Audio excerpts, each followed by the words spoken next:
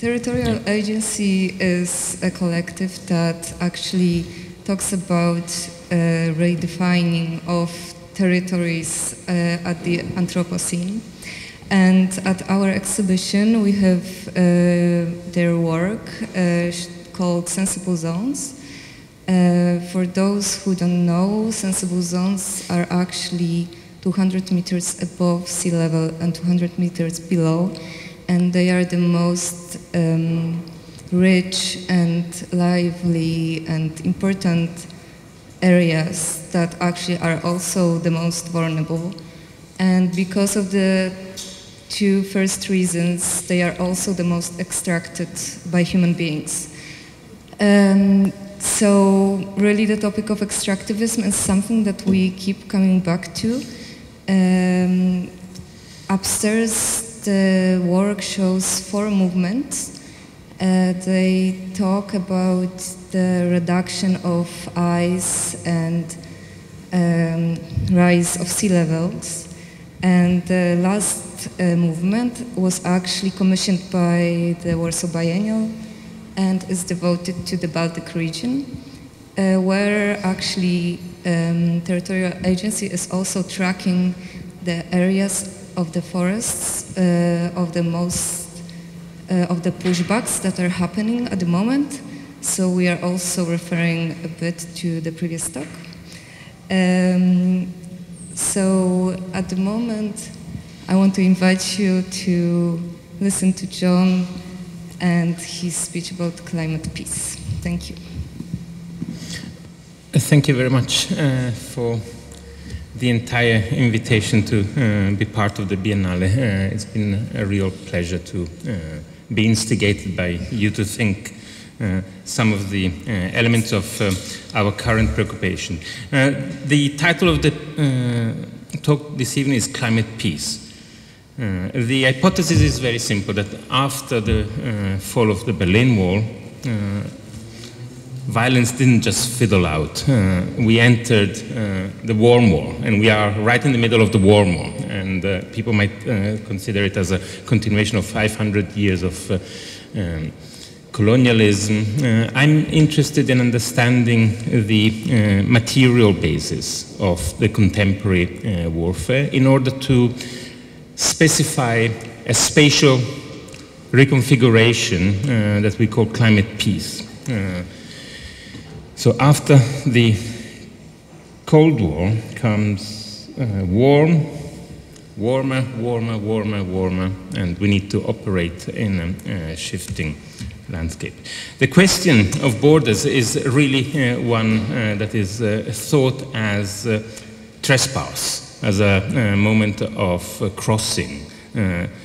The main argument this evening will be that borders are imaginal. They are not only formed by images, they are formed by ways of perception, and they are in particular formed by contemporary forms of technologies that establish clear-cut differences of inside and outside. Who is human, who's not human, who is rich, who's poor, who is a citizen, who is not a citizen. And these are all structures of borderline and border fencing that are to be traced not only in protocols, not only in laws, not only in algorithms, but the main argument this evening is really they are to be traced in the image, in the imaginal. And it's really for us, Territorial Agency, Anne-Sophie and myself, but the entire teams at Territorial Agency, so important to be always so close to the art world, exactly because of our interest in the very ambiguous nature of the image, and how the image always keeps back from the possibility of attaining, of holding on, and maybe even becoming somehow efficacy. We are not interested in efficacy of activism. We are really refraining from that. We think that this is part also of the problem. So this evening I would like to introduce you to some ideas around climate peace. And I will start with a very basic idea of a new figure. And it's a new figure in the making. It's made up of everything that we think we design, everything we think we control, everything that we think is within our remit. Cities, cars, technologies, tables, plantations, fisheries. And the question where we want to start is a simple one. How heavy is all of this? It's a very simple question, and as architects, we focus on this beautiful little word that, with 4 letters, the city. It's a word that carries a lot of imagination, but it's something really that we cannot recognize anymore. It's something that we have no capacity of determining, and with it, no capacity of articulating in any significant way what it means to be a citizen, what it means to inhabit a polis and shape it. The figure in the making that we are trying to delineate with this simple question of how heavy is a city is made up of everything that sustains humans. Everything that we eat and drink, domesticated animals and plants, plantations, cows, chicken, all the fisheries, the trawling of the sea, and the information fluxes, the bureaucracies, the laws, the intricacies of the structures that we give ourselves through language to articulate those material fluxes, and of course the energy systems that sustain humanity. The question has a very simple answer. It's a very simple question, but also has a very simple answer. But in between the simple question and the simple answer, which is 30 trillion tons, there's an opening of all kinds of preoccupations, all kinds of preoccupations that really rely on the image and the possibility of moving from an idea of the image as being a mediation between an external world and an internal self to a condition of an existence through images. So 30 trillion tons is a very big number. It has a lot of zeros and a 3 at the beginning. And the only thing that is of comparable magnitude to trillion tons is the content of carbon in the living biosphere, which is around 40 trillion tons. The equivalent, it's really difficult to grasp how big our stuff has become. You can imagine that if we would take everything at the density, let's say, of gravel, we will have around 28 centimeters everywhere. If we start understanding better that the figure that is emerging is part of a complex interference in cycles that regulate the atmosphere, land and ocean, we start seeing that the emergence of this figure is nothing else than the incapacity of our technological devices to recycle. Forests don't drown in leaves. We are the ones who have unleashed the technosphere, who's drowning in its own debris. Primarily, the carbon footprint of the technosphere. The carbon footprint that is in the sky and is going to be in the sky for several 100,000 years to come. And slowly, as it comes down, it acidifies the waters, it changes the structures of the vegetation, and the entire cycles have been modified. The hypothesis of the technosphere by Peter Haff, who is a paleontologist, we work a lot with scientists at Territorial Agency, is that from within, it looks as if we are in control of it. But as a planetary paradigm, it is now a or a quasi-self-organizing system. Similar in magnitude and scale, both time scale and spatial scale, to the lithosphere, the atmosphere, the hydrosphere, and the rapidly vanishing cryosphere. And for us, this is a border technology. It's a technology that is trespassing borders. It's rearticulating structures of inhabitation by many species. We'll come back to the notion of speciation later, and is articulating all kinds of transformation that are only to be understood as upheavals, as new border conditions. So the question for us as architects is how to understand these territories, these spatial organizations that are produced by the rise of the technosphere as an architecture. That means as the relationship between a material base and a polity, as between the forms of institutional cohabitation and the forms of the processes and the fluxes that we inhabit. There is an architecture.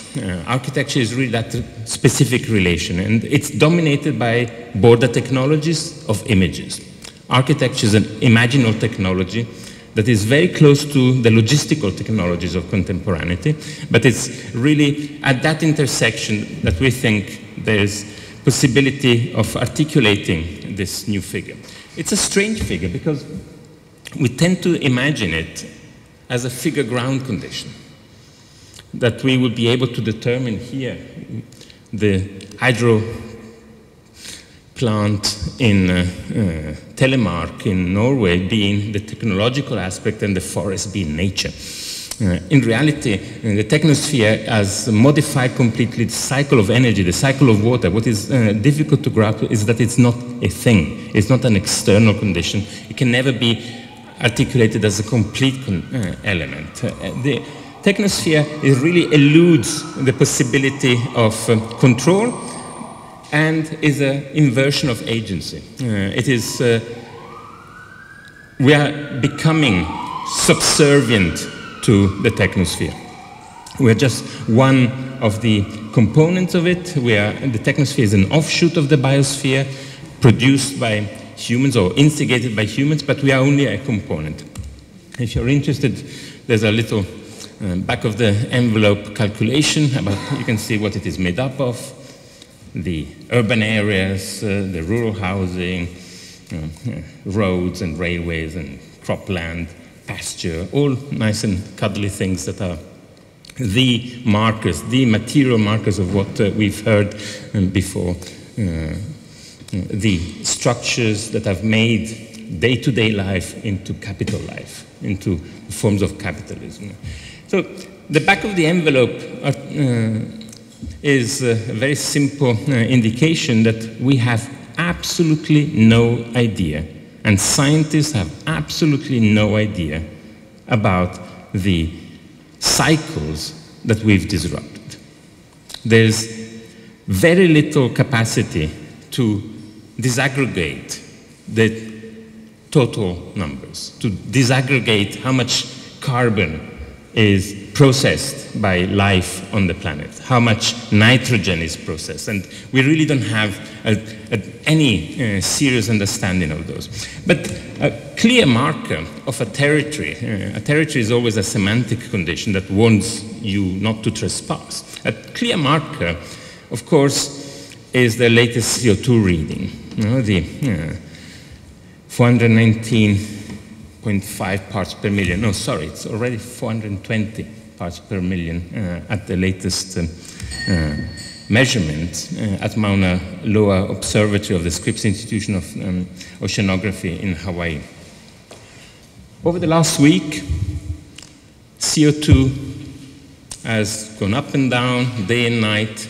Mauna Loa is in Hawaii, in the northern hemisphere, so it's summer. And you start seeing the levels are high, and then in the night it goes down, high, down.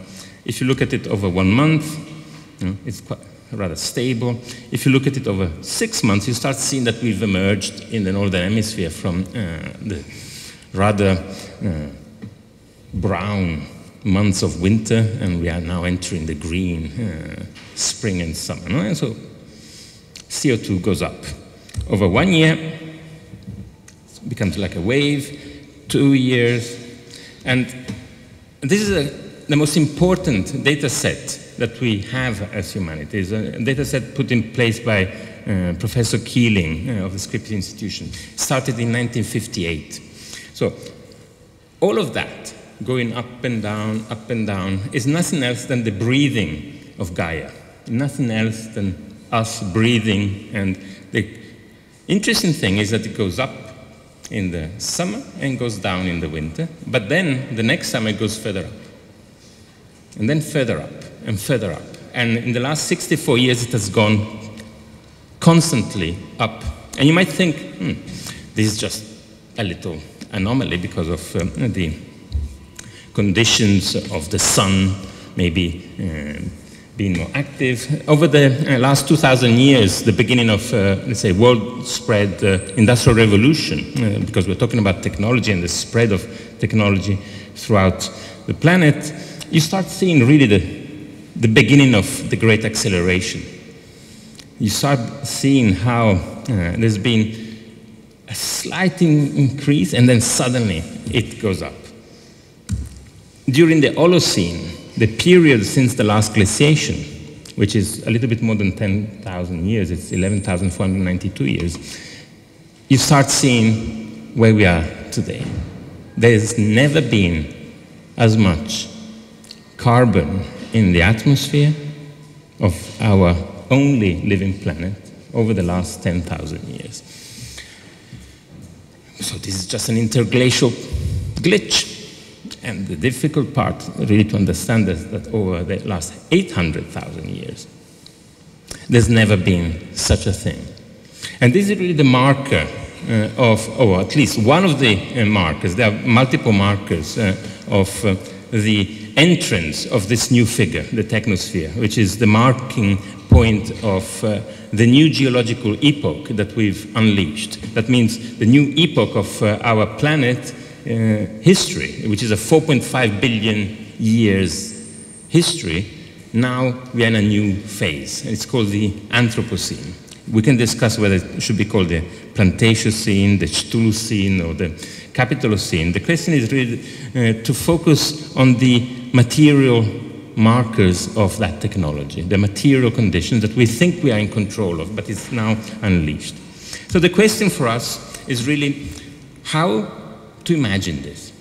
And we think that a space like today, the one upstairs in Warsaw and many other places that we are coalescing with, are there because we can engage in a unique way. And it's one of the few spaces left. The cultural world and the art world is one of the few spaces left that are not being concocted completely by what you might call carbon democracy, an idea that we have possibility of having institutions that where we can regulate through laws. And the question, and we'll see it, is that even that idea of a public space of negotiation is part of the technosphere. It's part of the information fluxes that shape us. A little pushback on different projects of territorial agency. The Museum of Oil, which we initiated with Greenpeace. And we take that in order to show you just two quick graphs and a little image. So,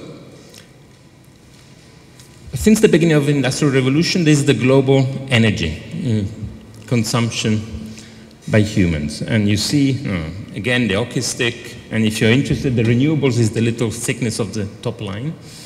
And the data that is available is only 2010 and 12, actually.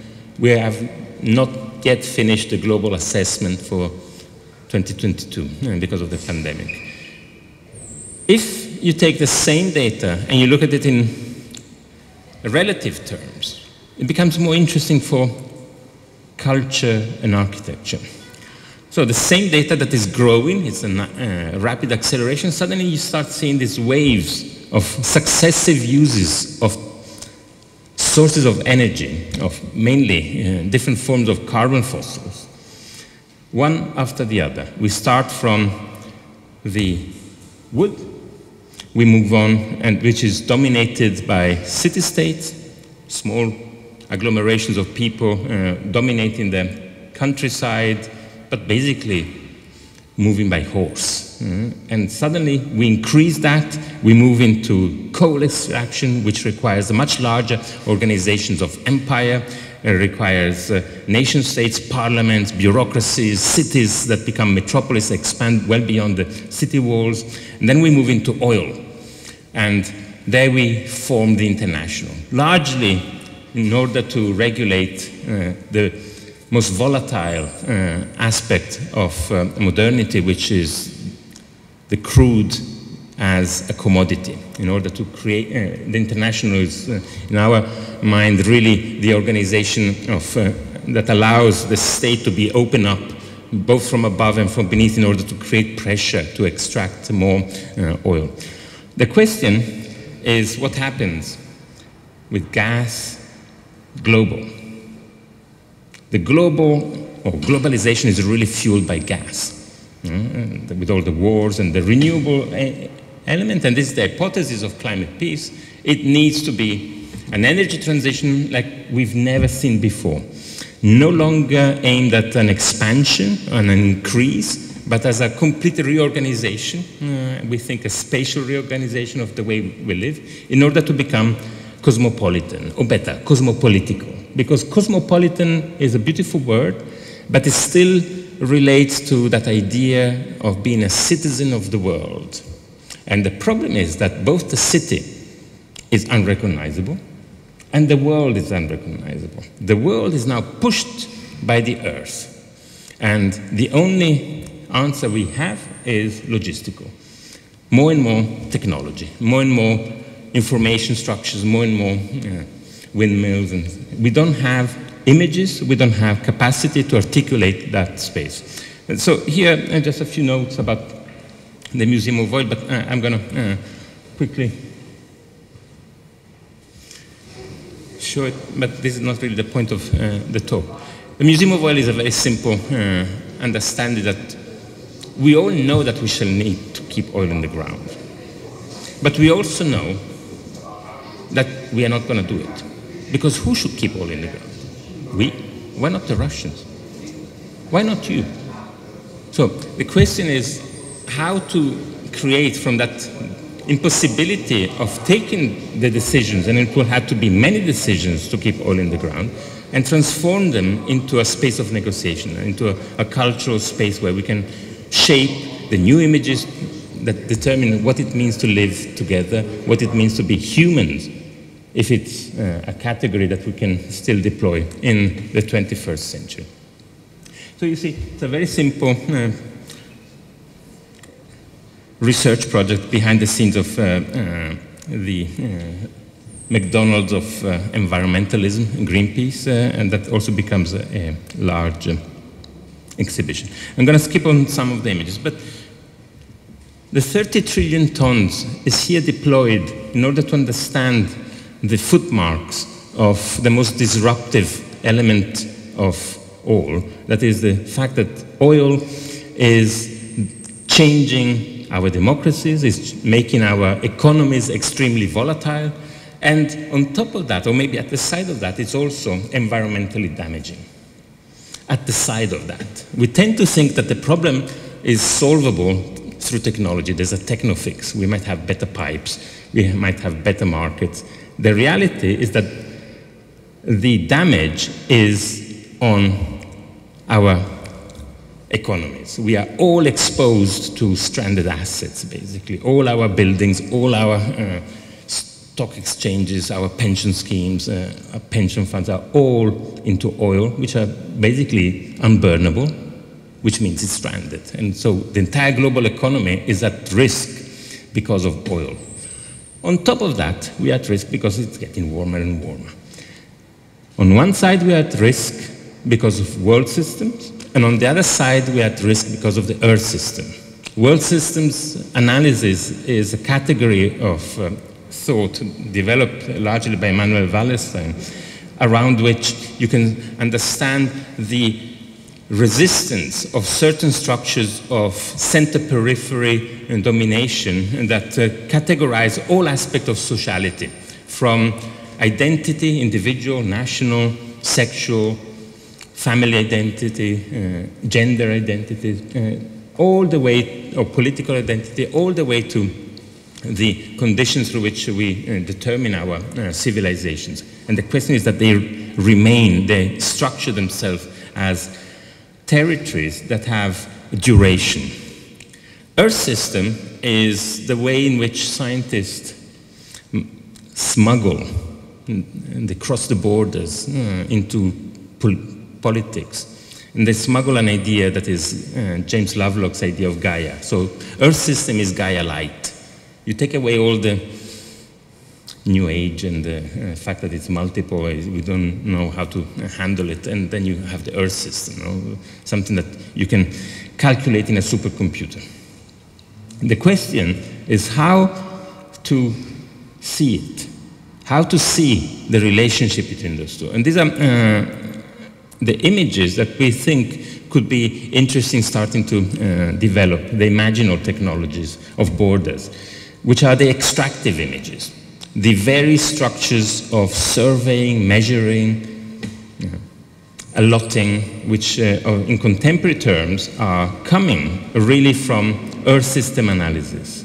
The remote sensing of sensors in orbit, under the waves, at the level of the waves, airborne, on lamppost, checking you, the thermal cameras.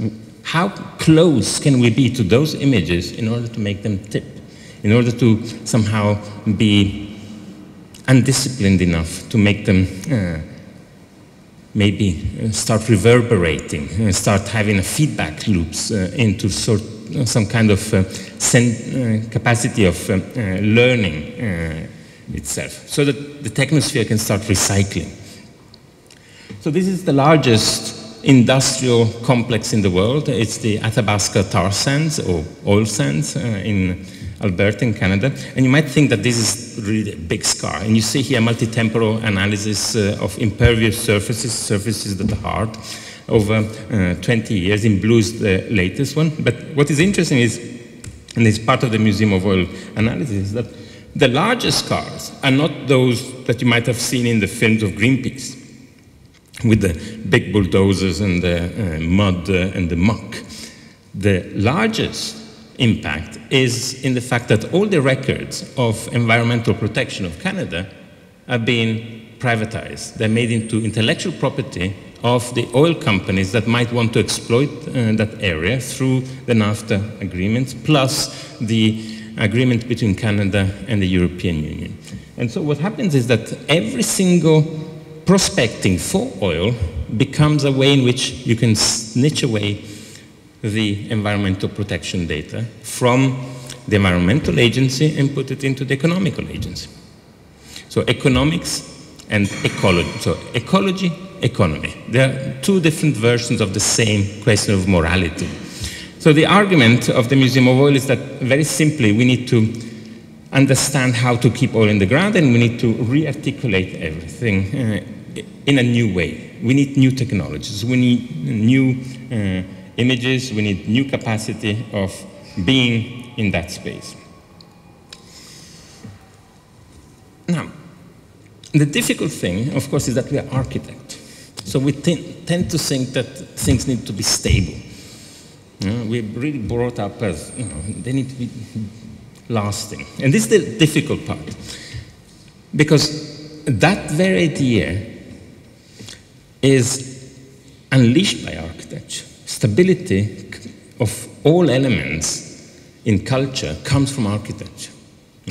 The foundations of things, the structure, even the words that we use to describe our mental elements come from architecture. So there's a burden, there's an onus that architects should have about that. Because contemporary duration is nothing else than a possibility to calculate future and remuneration for projects, which is the collaterals for the global financial system, which is the way in which money is made out of nothing through a loan. And this is really the difficult part. The 30 trillion tons is the global financial system. And if we want to talk about surviving, we need to start thinking something different from stability. So this is why we started looking at oceans. And this is where we encountered Biennale Warszawa, because at the Starts Prize exhibition, you went to see it. We didn't go. You went to see it, and you saw the outlines. I'm going to show you very quickly the exhibition on oceans that we've done. The idea is to show you... Hello, my name is Marcus Ryman. I'm the director of TBA 21 Academy and its home, Ocean Space.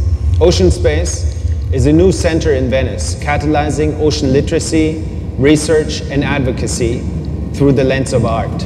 It's a collaborative platform that brings together artists and scientists, architects and activists and researchers to together foster ocean imagination and ocean action. And as we're in Venice, we chose for the second exhibition of Ocean Space, we chose to work with an architecture collective called Territorial Agency and present their work Oceans in Transformation, which is the culmination of a 3-year long-term research commission that started with the investigation of sea level rise. And what better place to investigate sea level rise than in Venice? So I invite you now to follow me into the exhibition and see the work.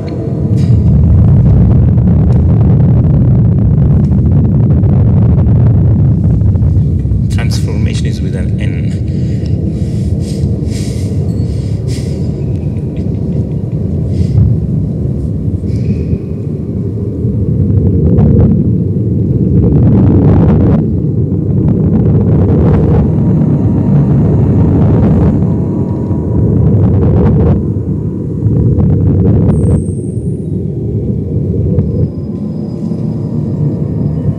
Territorial Agency has been investigating the Anthropocene, the age of the transformation of the planet, for about the past decade or more, trying to contribute to the amount of knowledge produced by various scholars about this particular age and the transformations it brings about.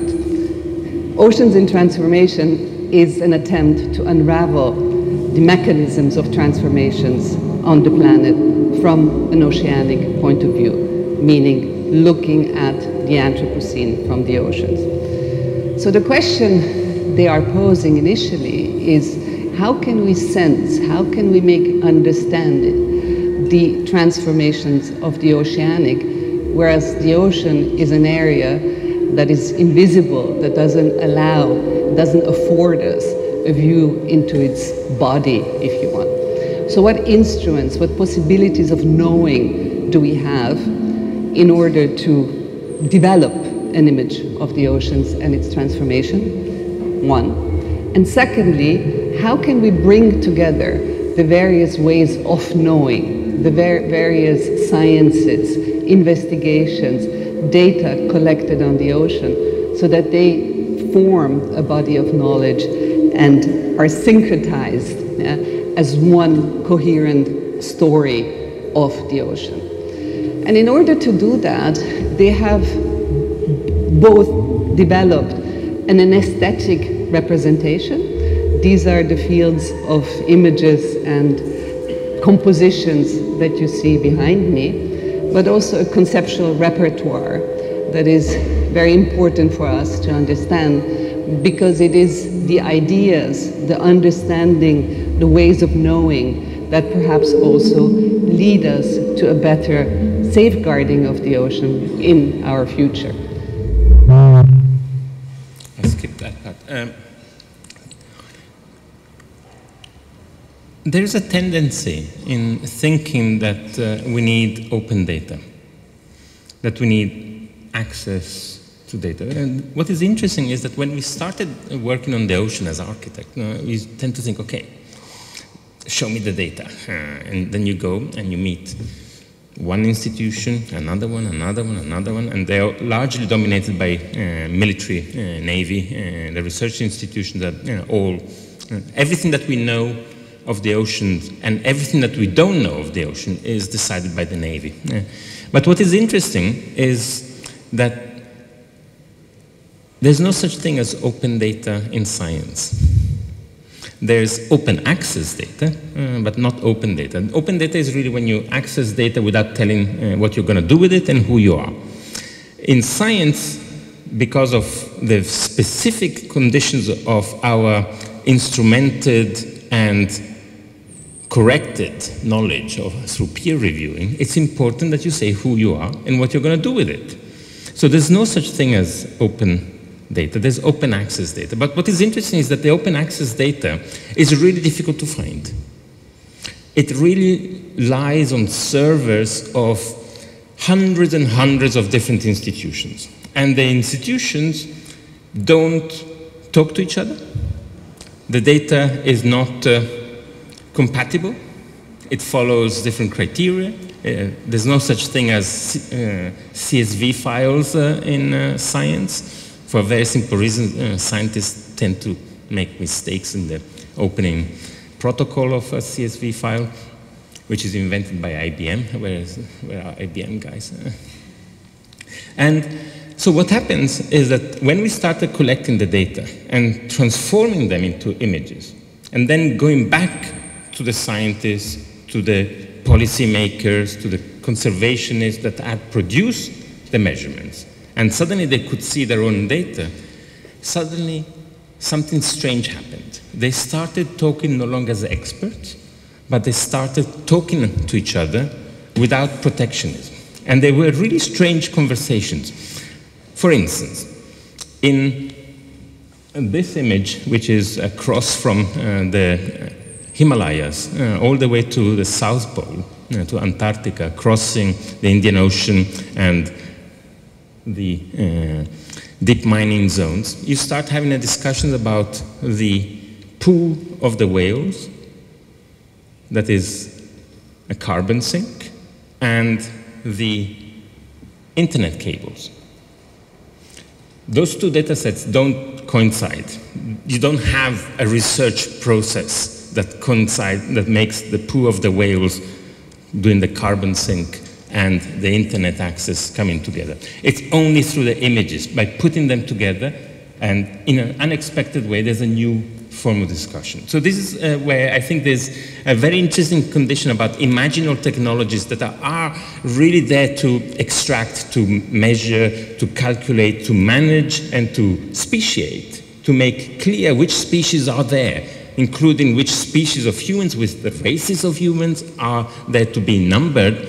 Suddenly, images that are murky, ambiguous, operate in a very strange way, not through efficacy. They don't become more and more precise way of attaining goals, but they open up this space that is not a democratic space. Nobody's voting for anything, but it's a space that is moved, where people are moved towards this new figure. And this is where we started thinking more carefully about being architects, and what does it mean to form such a space? What does it mean to form a space where you don't hold anything in common? You actually don't even share the data. You don't want to discuss. And we think this is a really interesting space, because it means to form a space where you have to build together what you want to discuss. There's no pre-stated ways of doing it. You can only do it. And what is interesting is that it has many resemblances to diplomacy. So there are ways in which we have histories of diplomatic encounters, but you have to go into a negotiation thinking that you will transform, and that you will transform yourself and the other, but you don't know whether your interlocutor is truthful or not. And you don't share the same notion of truth, of course. So sea level rise, so that we understand where we come to the sensible zone. So this is Venice. In blue in the front you see the sea. It's the lagoon, but it's the level of the sea. And this is taken in May 2020. The exhibition, of course, never happened as an exhibition full of people. We had to go online. It was a disaster. I'm skipping that. The water, if we are all good boys and girls, and we do manage to meet the Paris Agreement, actually the minimum aspect of the Paris Agreement of 2 degrees Celsius above pre-industrial will go up on that white line, which is LED light that marks the future. So if we are all good boys and girls, this is what we've committed in Paris, to have areas of around 1.5 billion people inhabiting them submerged. And we cheered in Paris because and we're still fighting for that goal. That line that in Venice was pulsating during the pandemic, at the height of the pandemic, it was the only thing happening in Venice, this pulsating light and the public program associated to sea level rise for the Venetians, bringing in discussion with them, trying to cope with acqua granda, the rising water, with the help of people from the Pacific, with the help of people from the Indian Ocean, try to cope with this idea that for the first time, energy transition not only is not possible to expand, but we have to withdraw. And we don't have intellectual capacity to withdraw. We don't know how to do it. We have never done it before. Humans have never had to step back. And this is really the difficult element. So what we are talking about is that if we are good boys and girls, next century, we don't know exactly when, the cryosphere will start melting at a much faster ratio and add to the major structure of sea level, which is the warming of the ocean. When you warm water, it expands, like in the kettle. It grows. In this century, in the 21st century, we've already seen an increase over any of the most radical predictions. We are thinking that a conservative forecast by the end of the century is 1.5 meters. In the coming century, it will be between 4.5 to 6 meters. And this is the blue area that you see here. This is in Argentina and Uruguay. It's areas that are going to be completely submerged. And when we saw that as architects, we looked quite in detail, and we were shocked because Shanghai is there. All the rapid urbanization of the last 30 years is there. All the internet, Silicon Valley, underwater. Now, first you go through trauma, and then you get angry, because it's stuff that architects did. And then you really have to swallow it and understand what are the forms, no longer of activism, of action, that we are going to take in order to survive in that scenario. And this is where the sensible zone idea comes in. The sensible zone is really where the water is, at the level of the sea. 200 meters down, as you said, you still have enough light to have photosynthesis. Actually, the majority of marine life is at between 0 and minus 100 meters. And all of that life, which is, I remind you, every second breath is produced by the photosynthesis, the oxygen is produced by the photosynthesis in the ocean, becomes the beginning of the trophic cascade for land. But it's also the area where we are. Urbanization, Shanghai, Silicon Valley, we've become a coastal species. We used to be more or less scattered around our Earth in temperate climates in a more or less equal way. Now we are amassing at 5 times more density than any other place on the coast. And this is the difficult thing, because that's where we have to withdraw from. And that's where we have all the hospitals, the network of supply, the majority of nuclear power plants are there, the structures of plantations are all there. And this is really the sensible zone. And this is where we start thinking that if there is a spatial dimension to the border technologies or remote sensing, is to become more sensitive to this part of the world that is the most sensitive part. So how do we become sensitive to other forms becoming sensitive? And this is really the question. How do we understand that we are not the only ones sensing? Technology is sensing us. It's quasi-conscient. Plants are sensing, fungi, bacteria, viruses, of course. We've seen them in the last 2 years, what they do. And it is also the place where we can start making sense of climate change. So it's not only the sensitive zone, it's the sensible zone, because we need to become sensible to it. And it's a space that requires a new imaginary, and we propose upstairs a very simple expansion to this project of the sensible zone by looking at what is the sensible zone in this part of the world? What is we call it the Baltic sensible zone. I mean, we're not on the coast here, but this is part of the sensible zone. Chernobyl is part of the sensible zone. And the point is that it's no longer just about reducing energy consumption. It's that we need to actually increase energy in order for the technosphere to start recycling. And the question, I think that you pointed out, is it a 500 years? Actually, it's a 4.5 billion year transformation. It's a geological transformation. And the border technologies, I don't know if it's working, that mark the Baltic are really peculiar. We all know that the Baltic is the second largest dead zone on the planet. The Baltic Sea is dead. There's too much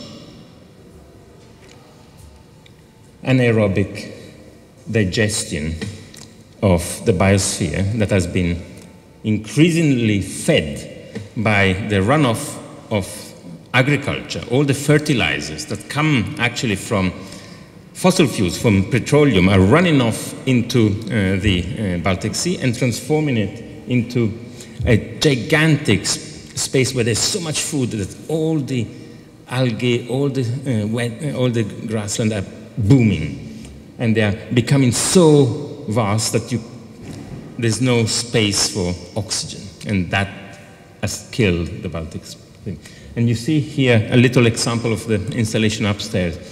All the multi-temporal analysis of extractive mines, and coal mines in particular, that are still the burden, not only of this country, but of the entire region. The underwater cables, I remember when you were calling me, where is the landmark? I never understood if you actually found it. And this is an image of the dead Baltic Sea. You might, from time to time, spot a little boat that flies through that. That is several dozens of kilometers wide image, and in the summer it's always murky, and what is it? It's nothing else than the result of the intensification of anthropobiogeochemical cycles. The material, energy, and information cycles that form the technosphere. And so the question is really how to move with images, because it's really art. It's culture, it's theater that moves people. It's not politics, it's art that moves people. How do we find that tipping point with images to achieve climate peace? Thank you.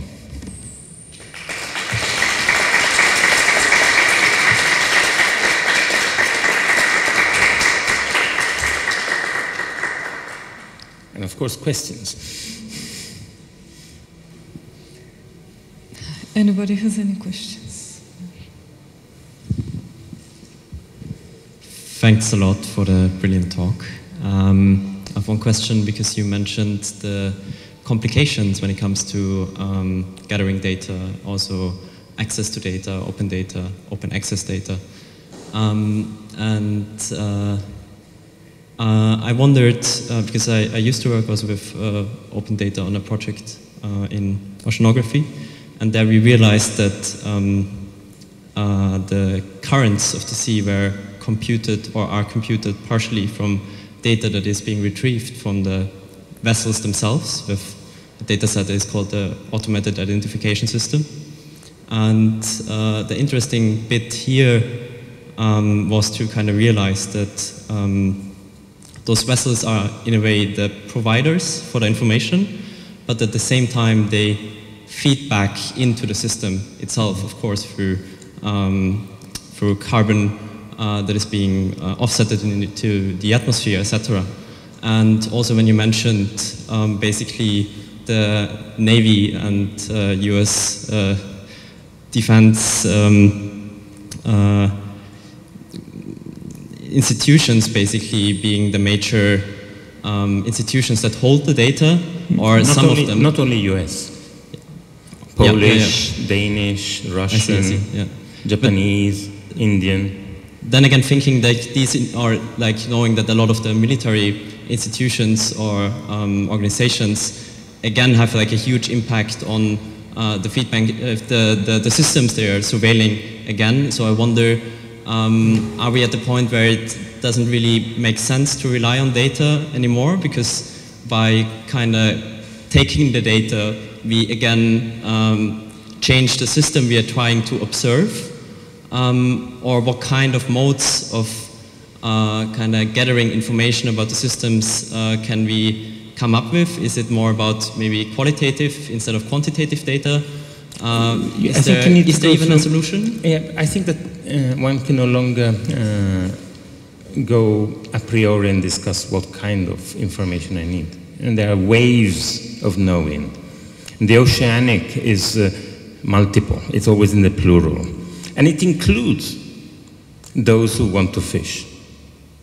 It's really difficult to grasp. For instance, the entire ethics of, say, climate activism is largely dominated by the idea that you should not eat meat. I think that is extremely detrimental.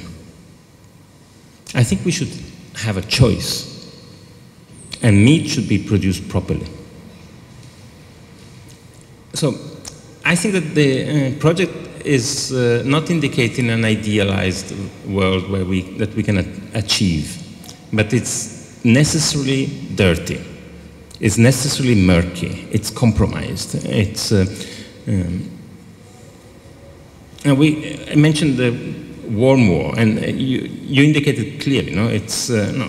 The military is the largest oil consumer in the world. No, I don't know how much oil has been and gas has been diverted to Ukraine since February. No, it's madness. But we never discuss it. Why don't we discuss it? I think we don't discuss it exactly because the imaginal technologies that are at play there, with data, with numbers, don't become images. They remain in the realm of management, of efficacy, of which in my understanding is nothing else than the logistical answer. So the difficult element that I'm indicating is that we are all implicated. We are, even our counter-systemic actions are still dominated by the same technologies. And the question is, how do we get as close as possible to them to have something happen? And I think that the question is really not to have, how to avoid being the same as logistical. You cannot fight a structure by simply replicating its own systems. And I have the impression that contemporary activism is doing nothing else than that. We do everything but open source, but it's still technology. We're just adding technology. We go renewable, but we just put more technology. The question is not that. The question is that the technosphere is not in our hands. The technosphere, which is a horrible word, by the way, because it has techno, which is not that really interesting music. It should be maybe another thing. And then it has this idea of completeness of sphere. It's a really bad word by Peter, but we should find a new word. This thing that interferes with Gaia, we are part of it. My cells are part of it.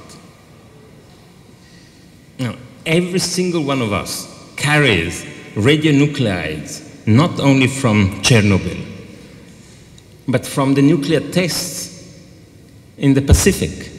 And those of you who think that I've been spared because you were born after the nuclear test ban, no, it has been passed to you by your mother. it's us. And it's so difficult to grasp. And the more we try to make intuitive, say, oppositions to it, the less we have the swerve, the less we have the capacity of moving, the more we become logistical. And it's really complicated because we are brought up, it's an entire civilization to fix, to have a place for everything and everything neatly in its place. And this is really the difficult part. And I was really admiring your presentation earlier because it was so close to saying that, look, you can't step out. You're always inside. So in terms of data, just to conclude the answer, I think that it's always interesting to remind ourselves that when President Obama made his first bid to become president, he was running on an idea of making Washington more accountable. You remember? He started the open data for government. It took 8 years. And in the meantime, someone who was 18 years old became 26 years old, and he finished his job of, and now you can go and check every single bill and understand where your pennies go, or cents, or how do you call it, nickels? It was not Obama who signed the bill. It was Trump. It took 2 terms to do that open data thing, and then it was Trump. Is it good or bad? I don't know. Certain aspects of government have nothing to do with who is governing. Governance has nothing to do with who is in power. It's a form of power that is multiple. It's technology. And it's really difficult to understand that. Open data, everything that activists stand for, was put in law by Donald Trump. So this is really the question of the border. Technology is a border, and it produces borders, it modifies borders, it shifts who can go in and out, but borders are always imaginal. They are ephemeral. Some people see them, other people can just go through.